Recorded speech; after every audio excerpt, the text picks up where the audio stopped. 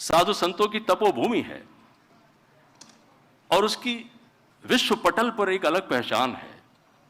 इसी वजह से परेशान है कि वो पहचान हमारे इन्हीं साधु संतों की तरह से है।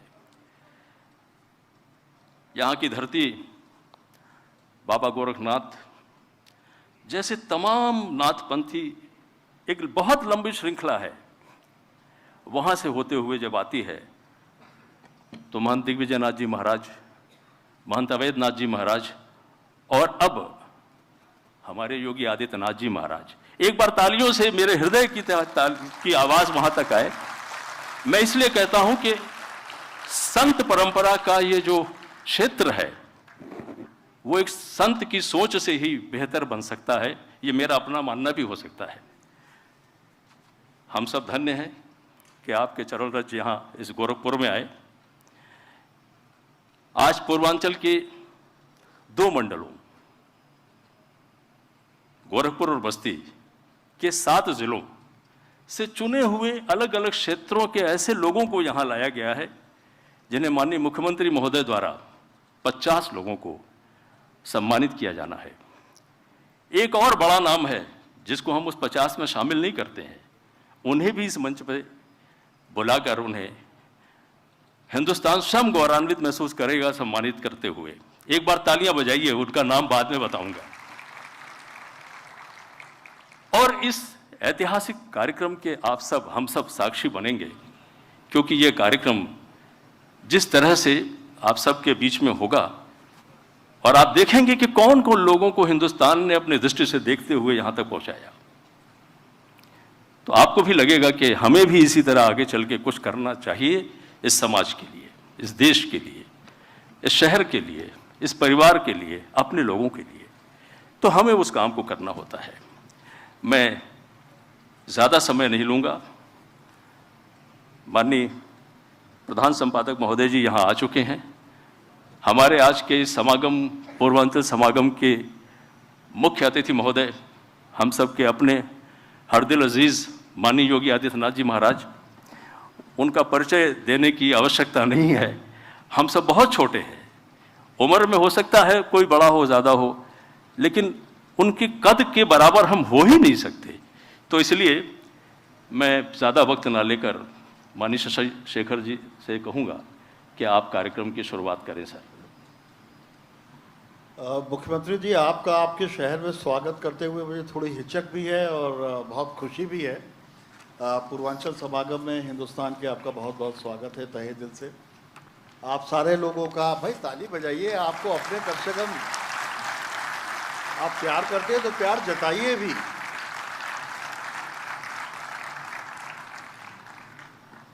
और आप सबका भी खैर मकदम करते हुए मुझे बहुत खुशी है। हिंदुस्तान समागम में गोरखपुर से हम शुरू कर रहे हैं और इसका एक ऑब्वियस रीजन है, पूर्वांचल का ये प्रमुख शहर है और हम चाहते थे विकास की जो शुरुआत यहाँ है, विचार की भी, विचार की शुरुआत भी यहाँ से हो। हमारे लिए गोरखपुर 2 अक्षरों से माना जाता था महाराज जी। पहला अक्षर माफिया और दूसरा मच्छर। माफिया पर मैं बाद में आऊँगा, लेकिन मच्छर जनित एक रोग होता था इंसेफ्लाइटिस, हर साल सैकड़ों बच्चे मर जाते थे उससे, और पिछले दिनों उस पर काबू पाया गया। ये हुआ कैसे? मैं सबसे पहले शशि शेखर जी, आपका और हिंदुस्तान परिवार का हृदय से, अपनी सिटी में हृदय से आपका स्वागत करता हूं।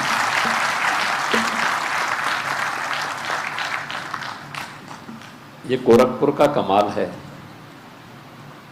कि मच्छर और माफिया के खिलाफ जो हमारी लड़ाई थी वो गोरखपुर से शुरुआत हुई और आज उसने पूरे प्रदेश के अंदर उसकी एक धमक देखने को मिल रही है। माफिया और मच्छर के खिलाफ हमारी लड़ाई यहां से 1997-98 में प्रारंभ हुई थी। दोनों से गोरखपुर भी त्रस्त था और उसके बाद जिस प्रकार की सरकारें प्रदेश में आई, उससे पूरा प्रदेश भी त्रस्त हुआ था। मैं अभिनंदन करूंगा गोरखपुर के नागरिकों का, यहां के व्यापारियों का और यहां के सामान्य नागरिकों का भी, जिन्होंने जाति मत मजहब से ऊपर उठ करके उस दौर में जब मैं अकेले था, मेरे साथ खड़े होकर के इस लड़ाई को सफलता की एक नई ऊंचाइयों तक पहुंचाया। और आज न केवल गोरखपुर, एक समय गोरखपुर ऐसा था जब यहां पर हर व्यापारी गुंडा टैक्स देता था, हर चौराहे पर वसूली होती थी, कहीं पर भी कोई बड़ी गोलीकांड की घटना घटित हो सकती थी। और मुझे याद है जब 1998 में मैं पहली बार सांसद बना था, तो गोरखपुर के बंद फर्टिलाइजर कारखाना को पुनः संचालित करने के लिए मैं उस समय के फर्टिलाइजर मिनिस्टर श्री सुरजीत सिंह बरनाला जी के पास गया था। तो उन्होंने मुझे देखा, वो देखते ही रहे आधे घंटे तक। तो मैंने उनको कहा, मेरा प्रस्ताव में गोरखपुर का एक फर्टिलाइजर कारखाना बंद है, इसको आप चला दीजिए। तो उन्होंने कहा, मुझे आश्चर्य इस बात का है कि आप गोरखपुर से चुनाव कैसे जीत गए। मैंने कहा, क्या मतलब? जनता मुझे चुनाव जिता करके भेजी है। कहा, नहीं, मैं एक बार गोरखपुर गया था एक चुनावी सभा को संबोधित करने के लिए, और जैसे ही मैं वहां गया तब तक वहां गोलियां चलने लग गई। तो मैं उसके बाद से गोरखपुर नहीं गया। 30 साल हो गए मैं गोरखपुर नहीं गया हूं।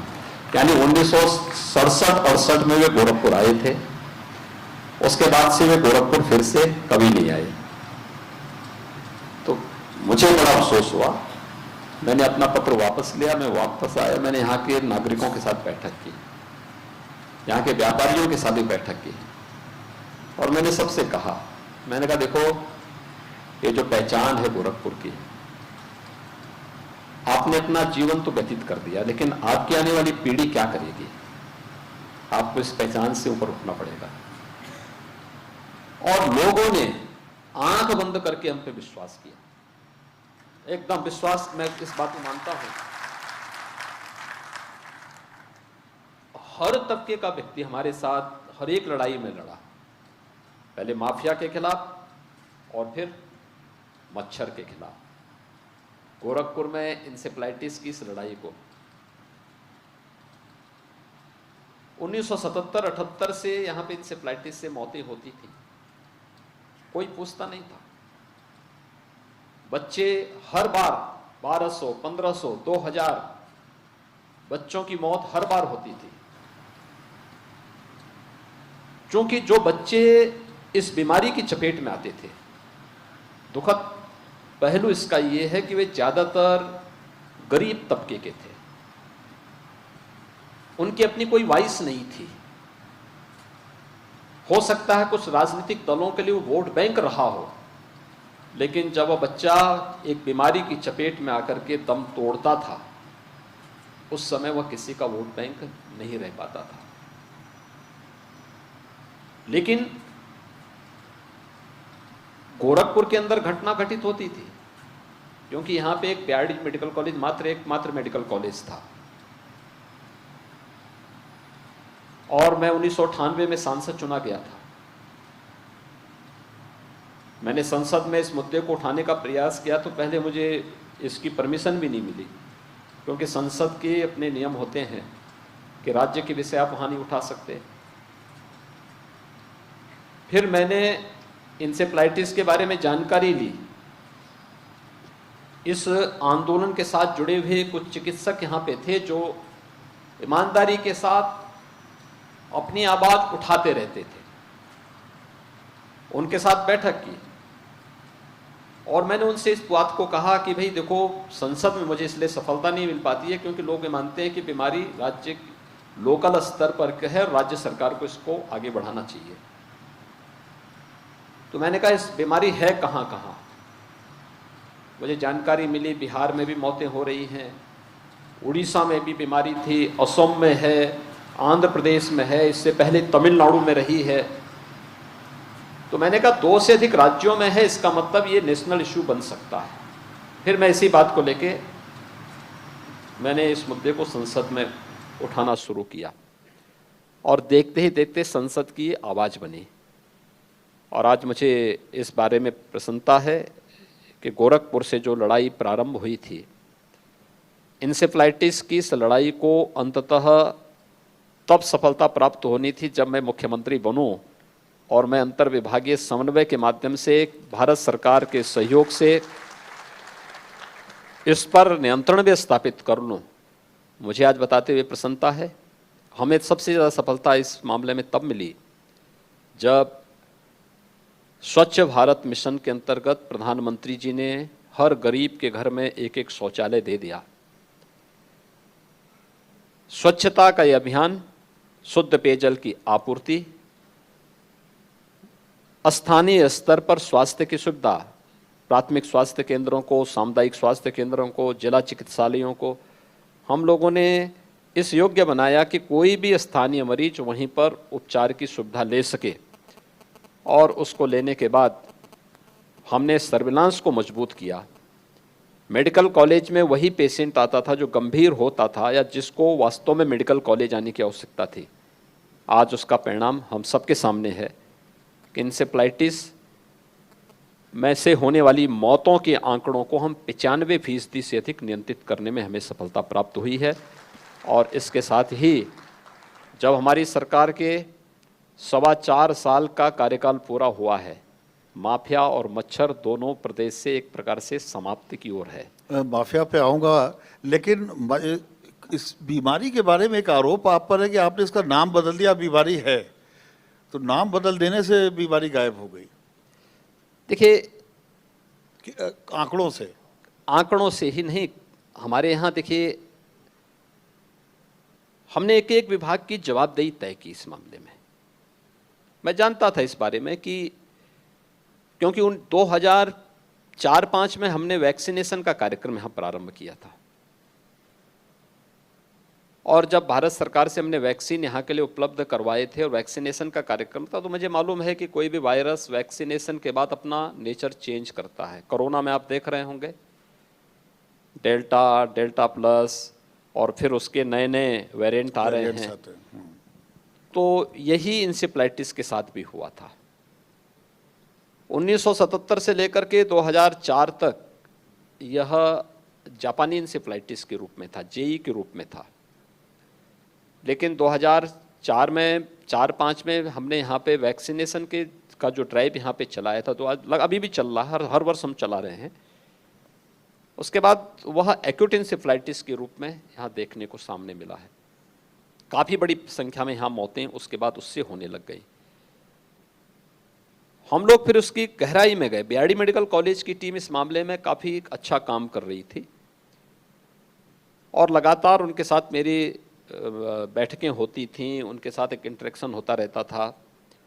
उनसे मैं इस संबंध में नोट भी मांगता था, आगे इसमें क्या हो सकता है। मैं बाद में इस निष्कर्ष पे पहुंचा कि हमें व्यक्तिगत जीवन के बिहेवियर को उसको भी चेंज करना पड़ेगा। खासतौर पर स्वच्छता, सैनिटाइजेशन पर हमें फोकस करना पड़ेगा, शुद्ध पेयजल को करना पड़ेगा। जब हमारी सरकार आई तो हमने दोनों पक्षों को लिया। एक, ग्रामीण क्षेत्र में स्वास्थ्य की सुविधाओं की स्ट्रेंथनिंग पे जोर दिया। पीएचसी है, सीएचसी है, डिस्ट्रिक्ट हॉस्पिटल है, जो ये 7 जिले पूर्वी उत्तर प्रदेश के से सर्वाधिक प्रभावित थे। इन 7 जनपदों में डिस्ट्रिक्ट हॉस्पिटल और कुछ सीएचसी को हम लोगों ने लिया, जहां पे पीडियाट्रिक आईसीयू के निर्माण की कार्रवाई संपन्न करवाई गई। मैन पावर को वहां पर प्रशिक्षित किया गया, जो पीडियाट्रिशियन थे, जो वहां पर पैरामेडिक्स थे, जो नर्सिंग स्टाफ था, आशा वर्कर थी, इन सब को भी हम लोगों ने प्रशिक्षित किया। सर्विलांस को मजबूत किया। और ये चीज़ें देखिए, ये जो अनुभव हमारा था, ये केवल इंसेफ्लाइटिस को नियंत्रित करने तक सीमित नहीं रहा। आज उत्तर प्रदेश देश के अंदर कोरोना प्रबंधन में सबसे अच्छा, सबसे बड़ी आबादी का राज्य, सबसे अच्छा परिणाम दे रहा है। तो उसके पीछे हम लोगों ने इंसेफ्लाइटिस के दौरान जो कुछ अनुभव हासिल किया उसको हमने फिर इस पे लागू किया। कोरोना पर मेरे दिमाग में एक सवाल आया। जब कोरोना शुरू हुआ उस समय हमारे पास शायद एक भी लैब नहीं थी उत्तर प्रदेश में जो जांच कर सकती। युद्ध स्तर पे काम हुआ, हम लोग देख रहे थे उसे। लेकिन जब सेकेंड वेव आई तो ऐसा लगा वो सारे साधन ध्वस्त हो गए हमारे, और उत्तर प्रदेश का उसमें थोड़ा सा नाम उस समय धूमिल हुआ। तो वो अनुभव क्या थे, चैलेंजेस क्या थे, ओवरकम कैसे किया? देखिए, एक तो हम लोगों को इस बारे में देखना होगा, भगवान बुद्ध ने एक बात कही थी, दुख है, उसका कारण भी है और उसका निवारण भी है, समुच्चय भी है। हमें मानसिक रूप से पहले तैयार होना पड़ेगा कि इस सदी की सबसे बड़ी महामारी है। 1918 से लेकर के 1926-27 के बीच में स्पेनिश फ्लू ने पूरी दुनिया को अपनी चपेट में लिया था। पर मिलियन उस समय मरने वालों का जो आंकड़ा था वो लगभग 25,000 से लेकर 30,000 था। उस समय साधन नहीं थे, जो सरकारें थी उतनी संवेदनशील नहीं थी, आबादी कम थी लेकिन मौत ज्यादा हुई थी।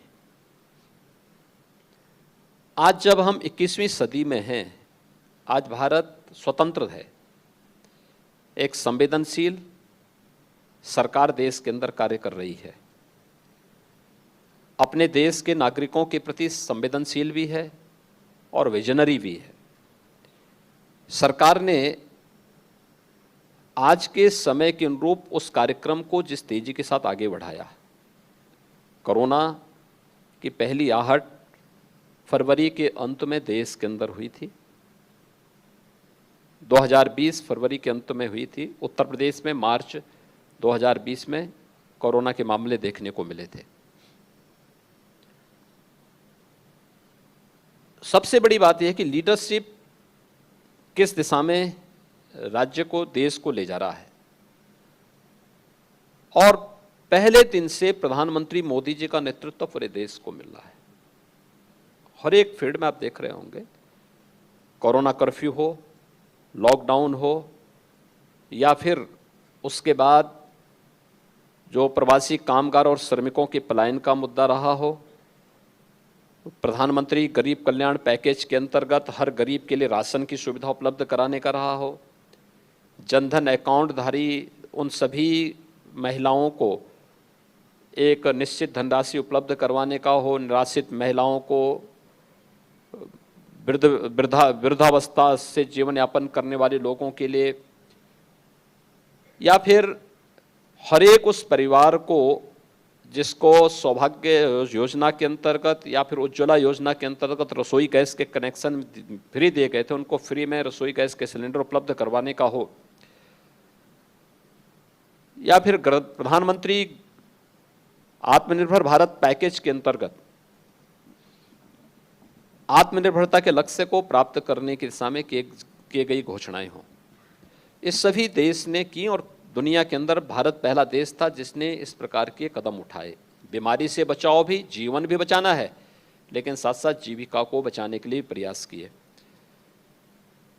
उत्तर प्रदेश ने प्रधानमंत्री मोदी जी के उसी विजन के अंतर्गत काम किया, उनके मार्गदर्शन में काम किया। पहले वेब में हम लोगों ने सफलतापूर्वक सभी चुनौतियों का सामना करने के बाद अचानक दूसरी लहर उत्तर प्रदेश के अंदर आई, और देखते ही देखते उस समय स्थिति को इतनी पैनिक किया गया। और मुझे देखकर कभी तो आश्चर्य होता है, आज भी देश के अंदर कुछ राज्य ऐसे हैं जहां पर स्थिति अनियंत्रित सी है, और दुनिया के तमाम देशों में, लेकिन कहीं मीडिया ट्रायल नहीं है। नहीं है महाराज जी, वहां भी यही आरोप लगते हैं। मीडिया ना, तो आरोप के लिए ही है। बिल्कुल, मैं क्या कर रहा हूं, ये चीज आरोप प्रत्यारोप के लिए नहीं। देखिए, ये आरोप प्रत्यारोप का विषय नहीं है। सवाल ये है, हमें जब किसी पर कोई आरोप या उंगली उठानी हो तो हमें तुलना भी करनी चाहिए। याद करिए, सेकेंड वेव के समय ऑक्सीजन की जब किल्लत देखने को मिली थी, उत्तर प्रदेश 700 मीट्रिक टन में अपनी 24 करोड़ जनता को ऑक्सीजन की आपूर्ति कर रहा था, लेकिन दिल्ली 800 मीट्रिक टन की आपूर्ति ऑक्सीजन की होने के बावजूद 1.25 करोड़ लोगों को ऑक्सीजन नहीं उपलब्ध करा पा रहा था। यही दूसरा, हम 24 करोड़ जनता को यहां बेड्स उपलब्ध करा रहे थे, स्वास्थ्य की सुविधा उपलब्ध करा रहे थे, और दिल्ली 1.25 करोड़ की आबादी के बावजूद सबसे अधिक स्वास्थ्य का पैसा खर्च होता है दिल्ली में। सेंट्रल गवर्नमेंट का भी और स्टेट गवर्नमेंट का भी होता होगा। आप आश्चर्य करेंगे कि दिल्ली के मरीज गौतम बुद्ध नगर में, गाजियाबाद में, मेरठ में, हापुड़ में, बुलंदशहर में, मुरादाबाद में, मुजफ्फरनगर में, सहारनपुर में भर्ती हो रहे थे, और हम लोग भर्ती करवा रहे थे। हम लोगों ने कहा ये मानवता की सेवा का अवसर है, हमें भेदभाव किसी के साथ नहीं करना चाहिए। तो तीसरी लहर के लिए आप तैयार हैं पूरी तरह? हम दूसरी लहर को पूरी तरह नियंत्रित कर चुके हैं। आप यानी 25 करोड़ की आबादी का राज्य, आज हमारे पास मात्र 600 एक्टिव केस हैं। 9 से 10 जिले ऐसे हैं जहां कोरोना का एक भी मामला नहीं है। और उत्तर प्रदेश ने अब तक के जो लक्ष्य तय किए हैं, यानी हम लोग अब तक 6 करोड़ 64 लाख से अधिक टेस्ट संपन्न कर चुके हैं, और उत्तर प्रदेश ने अब तक 5 करोड़ 16 लाख से अधिक लोगों को वैक्सीन भी दे दिया है। कल आपने देखा होगा, एक स्पेशल ड्राइव हमने चलाया था कि भाई अगर हमें अचानक वैक्सीन उपलब्ध हो जाए और हमें पूरे प्रदेश के अंदर एक स्पेशल ड्राइव चलाना हो, हम कितने दिन के अंदर पूरे प्रदेश को वैक्सीनेट कर सकते हैं। तो मैं आपको बताऊं, मात्र 3 महीने में हम उत्तर प्रदेश की 24 करोड़ जनता को वैक्सीन उपलब्ध करवा सकते हैं। कल 28 लाख लोगों को हमने वैक्सीन दिया है, एक दिन में 28 लाख से अधिक लोगों को। ये एक दिन में नहीं हुआ भाई, इतनी मैन पावर को प्रशिक्षित करना, इतने स्थानों को हम लोग कोल्ड चेन को मेंटेन करते हुए वैक्सीन को वहां पहुंचा देना, हर एक व्यक्ति को व्यवस्था के साथ बिठाना। आप हमारे वैक्सीनेशन सेंटर में एक बार जाके देखें ना, आपको वेटिंग एरिया मिलेगा, साफ सफाई के साथ, सोशल डिस्टेंसिंग के साथ लोग बैठ सकते हैं, रजिस्ट्रेशन की व्यवस्था वहां पर है, वैक्सीन लेकर के फिर ऑब्जर्वेशन एरिया में भी दोनों की, यानी वहाँ पे सोशल डिस्टेंसिंग की भी व्यवस्था है, और वहाँ पे बैठ करके वो आराम से इस बात को देख सकता है कि उसमें कहीं कोई इसका कोई साइड इफेक्ट तो नहीं है। ये सभी चीज़ें देखने को मिल सकती हैं। हेल्थ की बात हो गई महाराज जी। अब ये जैसे मैं कल गोरखपुर में उतरा, इस शहर में मैं 1982 में पहली बार आया था, तब से आता रहा हूँ। शहर पूरी तरीके से बदल गया। आप अयोध्या में काम कर रहे हैं, बनारस में कर रहे हैं, मथुरा में कर रहे हैं, तो सारा ध्यान क्या गोरखपुर, अयोध्या, मथुरा, काशी में ही है, या प्रदेश के अन्य शहर भी इससे लाभान्वित होने जा रहे हैं? देखिए, मैं जब मुख्यमंत्री के रूप में, एक सांसद के रूप में काम करता था तो गोरखपुर में मेरा फोकस होता था। आज मुख्यमंत्री उत्तर प्रदेश का हूं तो पूरे प्रदेश को हमने केंद्र में लिया है। जो बात आप यहाँ पे कर रहे हैं, जब आप आगरा में मिलेंगे तो आगरा में भी आपको यही चेंज दिखेगा। आप प्रयागराज में गए होंगे कुंभ के समय में, तो यही सब चेंज आपको देखने को मिला होगा वहां पर। और प्रयागराज कुंभ तो 2019 में हमने संपन्न किया था। हमारी सरकार को तब आए हुए मात्र 2 साल भी नहीं हो पाए थे, 1.25 वर्ष हमारी सरकार को हुए थे, तब कुंभ आ गया था। और कुंभ का भव्य आयोजन हमने तब किया था, और उससे पहले पूरा इंफ्रास्ट्रक्चर बदल करके हमने रख दिया था वहां का, प्रयागराज का। पूरे प्रदेश के अंदर हम लोग इस बात को कर रहे हैं। खासतौर पर इंटर स्टेट कनेक्टिविटी, हमारे 54 ऐसे नाके हैं जो दूसरे राज्यों से या देशों से मिलते हैं। 4 लेन की कनेक्टिविटी से हमने उनको सबको जोड़ा है। हर जिला मुख्यालय को, हर तहसील मुख्यालय को 4 लेन और 2 लेन के साथ जोड़ने की कार्रवाई हमारी लगभग फाइनल स्टेज में है। Purvanchal expressway, Bundelkhand expressway, Ganga expressway, ये सब गोरखपुर में नहीं है, ये सब प्रदेश के अंदर फैले हुए हैं। पूर्वांचल एक्सप्रेसवे लखनऊ से चलता है, बाराबंकी, रायबरेली, सुल्तानपुर, अयोध्या, अंबेडकर नगर, आजमगढ़, मऊ, गाजीपुर होते हुए यह वाराणसी बलिया मार्ग के साथ जुड़ जाता है। ऐसे ही बुंदेलखंड एक्सप्रेसवे चित्रकूट से निकलता है, चित्रकूट, बांदा, हमीरपुर, महोबा, फिर आपका झांसी और जालौन होते हुए वह लखनऊ आगरा एक्सप्रेसवे के साथ जुड़ जाता है। गंगा एक्सप्रेसवे मेरठ से चल रहा है और प्रयागराज तक आएगा।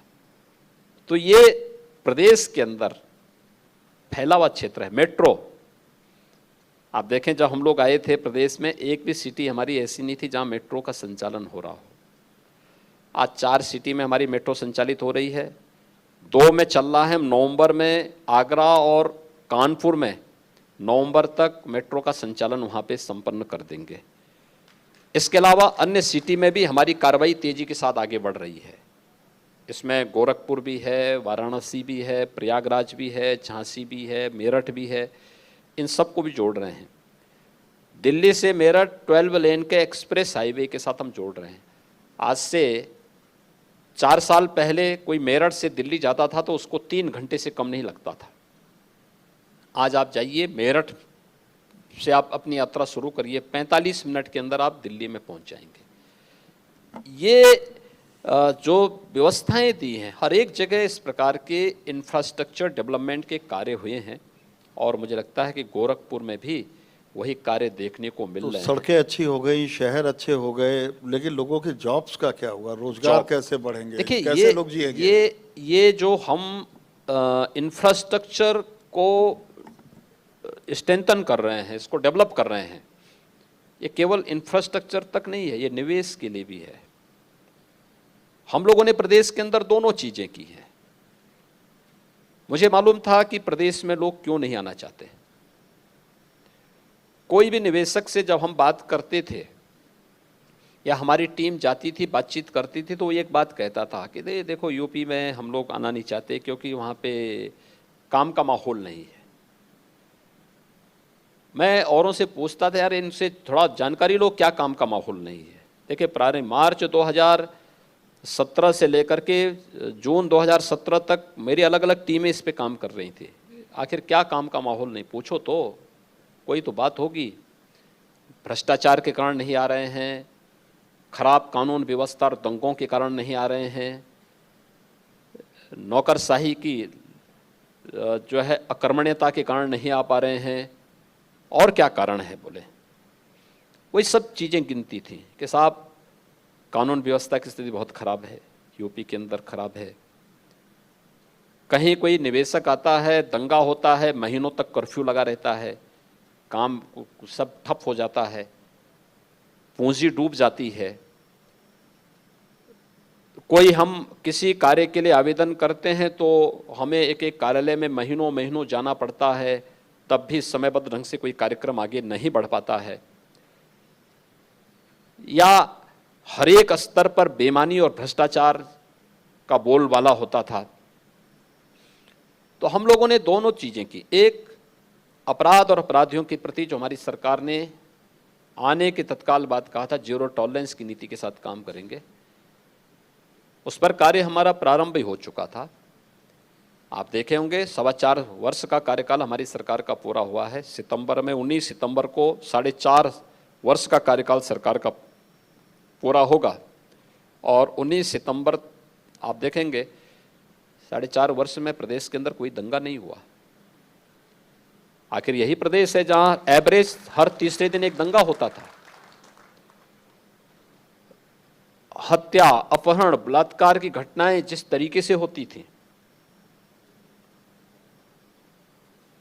एकदम नियंत्रित किया गया। निवेश के अनुकूल वातावरण बनाया गया, हर एक निवेशक को सुरक्षा प्रदान की गई। सुरक्षा का एक बेहतर वातावरण दिया गया, प्रदेश के परसेप्शन को बदला गया।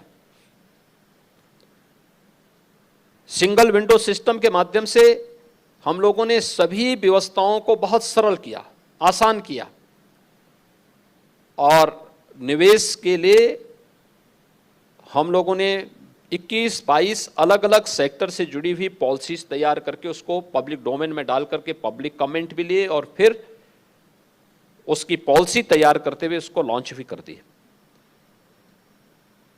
6 महीने के बाद मैंने अपनी टीम से फिर कहा, मैंने कहा भी आप जाइए निवेशकों से बातचीत करिए, कितने लोग आते हैं।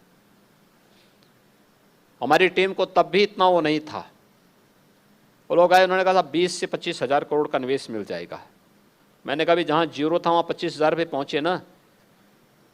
मैंने कहा यूपी की आबादी 22 करोड़ है, उस समय 22 करोड़ की आबादी थी, 22-23 करोड़ की आबादी थी। मैंने कहा एक काम करो कि यूपी की आबादी को देख के इस 20-25 को थोड़ा 2 लाख तक पहुँचाइए आप। उन्होंने कहा नहीं हो पाएगा। मैंने कहा देखो 6 स्थान तय करो देश के अंदर जहाँ आप रोड शो करिए, किसी एक में मैं आऊँगा, और जिसमें मैं आऊँगा मैं उसमें आपको इस बात के लिए गारंटी देता हूँ कि मेरे आने के बाद 2 से 2.5 लाख करोड़ का निवेश मैं उसी दिन लेके आ जाऊँगा आपके लिए। ये टीम गई हमारी, अलग अलग जगह गई, एक पहले दिल्ली गई, दूसरी कोलकाता गई, तीसरी हैदराबाद गई, चौथी बेंगलोर गई, 5वीं अहमदाबाद गई।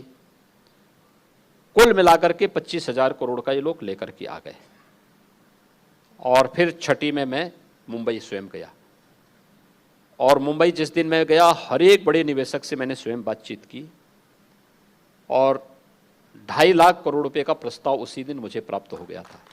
और जब आदरणीय प्रधानमंत्री जी से हम लोगों ने यूपी के पहले इन्वेस्टर समिट का उद्घाटन कराया था, उस समय हम लोगों को 4 करोड़ 67 लाख करोड़ रुपए का निवेश का प्रस्ताव प्राप्त हुआ। अब तक हम लोग 3.5 लाख करोड़ रुपए से अधिक के निवेश के प्रस्ताव को जमीनी धरातल पर उतार चुके हैं। 1 करोड़ 61 लाख से अधिक नौजवानों को प्रदेश के अंदर ही नौकरी और रोजगार उपलब्ध करवा चुके हैं। स्वतः रोजगार के साथ जोड़ते हुए 1 डिस्ट्रिक्ट 1 प्रोडक्ट की हमारी योजना है, विश्वकर्मा श्रम सम्मान की है, या MSME का जो एक बहुत विशाल जाल फैला हुआ है यूपी के अंदर, इसके अनुकूल वातावरण देने का परिणाम क्या है? लगभग 60 लाख से अधिक नौजवानों को हम इसमें उस रोजगार के साथ जोड़ चुके हैं। और मुझे बताते हुए प्रसन्नता है कि 4.5 लाख नौजवानों को प्रदेश के अंदर सरकारी नौकरी भी हमारी सरकार अब तक उपलब्ध करा चुकी है। देश के अंदर सबसे बड़ी आबादी का राज्य और बेरोजगारी की दर प्रदेश के अंदर सबसे कम। अगर आप देखें नेशनल फिगर को अगर आप उठा करके देखेंगे तो ये सारे तथ्य आपके सामने आ जाएंगे। हमने इंफ्रास्ट्रक्चर पे भी जोर इसी बात को लेके दिया कि इंफ्रास्ट्रक्चर इकोनॉमी की रीढ़ होती है, उसका बैकबोन होगा। हम पूर्वांचल एक्सप्रेस वे बना रहे हैं तो केवल एक सड़क नहीं बना रहे हैं, इस सड़क के साथ साथ अलग अलग स्थानों पर औद्योगिक क्लस्टर भी हम विकसित करने जा रहे हैं। तो पूर्वांचल का पानी और जवानी दोनों काम आएगा यहाँ के? पूर्वांचल का पानी और पूर्वांचल की जवानी इतनी महत्वपूर्ण है कि दुनिया के तमाम देशों में नेतृत्व दे रहे हैं। तो लोकल